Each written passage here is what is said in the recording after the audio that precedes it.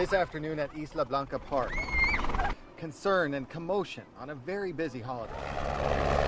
Authorities from multiple agencies were following the shoreline, warning the public to stay out. After multiple attacks, Game Warden Captain Chris Dowdy. Is there any info on the number of injuries or attacks today?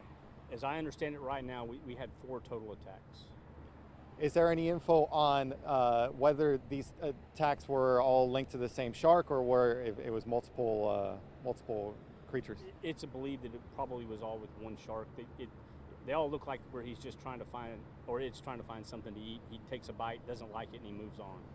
Dowdy tells us of those injuries, 2 people were bitten, a 3rd person was grazed, a 4th man was injured fending off the shark.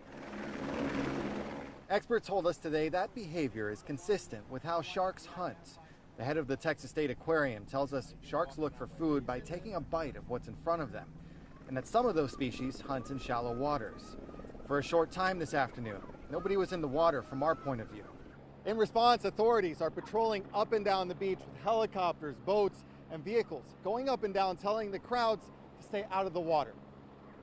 The warning was lifted once authorities knew the shark moved out.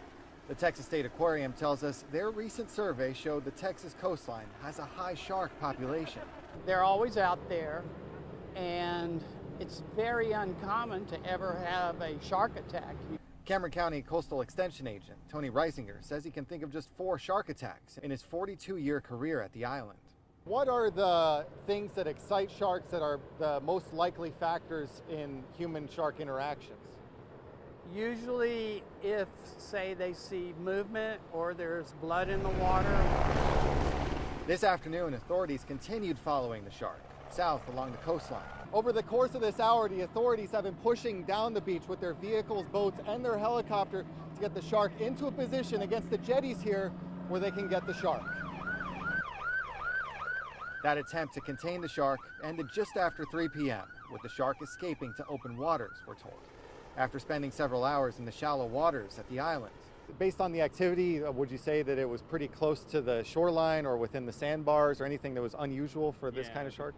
Between the beach line and the 1st or 2nd sandbar, for sure. Yeah. Is that usual or unusual? That's kind of unusual.